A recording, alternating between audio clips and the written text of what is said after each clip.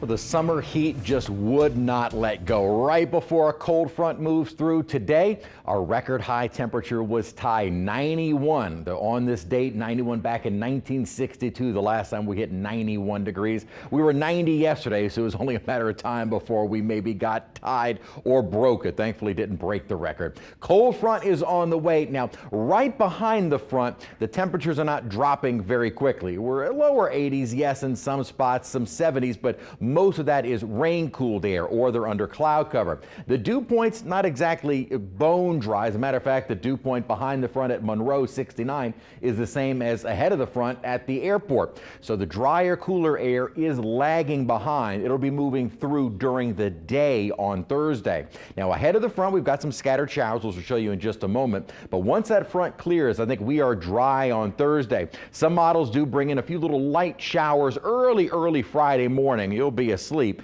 by the time you wake up, maybe a little passing sprinkle, but otherwise behind the front, drier air and a bit of a temperature drop as we head into Friday and the weekend. I think more importantly than the temperature drop is this low humidity.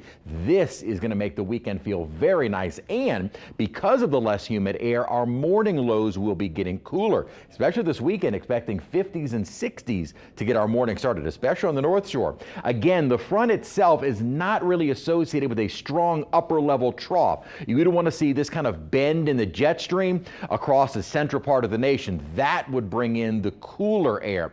All we're going to get is a little bit of a cool down with highs running at or just below average. So not exactly highs in the 70s and certainly not the 60s. We'll have to wait for that. The upper pattern, though, is actually going to favor a bit of a cool down across parts of the Northeast and Great Lakes. But for us going into next week, notice what starts to happen. We begin to see an upper high building in. Not a bad thing necessarily. While it will probably start heating us up a little bit, this will keep that northerly flow in place. So I do think the humidity stays on the lower side through most of next week, despite the fact that into next week we start to see more of a southerly wind. I think this northerly flow will keep the really humid air at bay. What also helps us out with that type of an upper pattern is it really keeps anything that would try and bubble up close to home in the tropics away from us, and that puts us to October 15th. I should have changed the date here. This is looking at tropical storms and hurricanes which have formed on or after October 15th and came within 100 miles of New Orleans. Notice we only have 2 tropical storms, one Cat 1, one Cat 2. The only major hurricane, Cat 3, that was Hurricane Zeta in that crazy hyperactive season.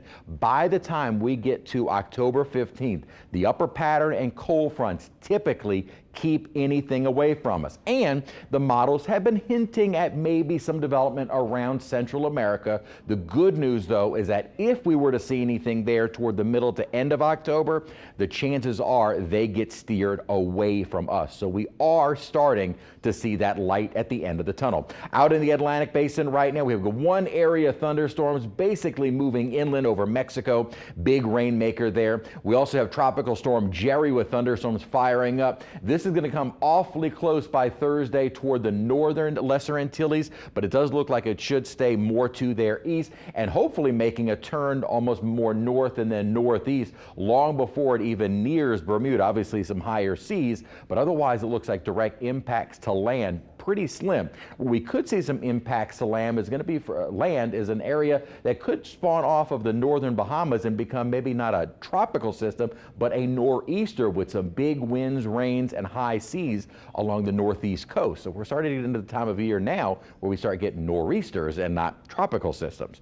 And again, no tropical threats for us. 87 our high tomorrow. It's still going to be a warm day, but gradually that drier air moving in. Very pleasant for Friday and on into the weekend, and nice but a little warmer heading into next week.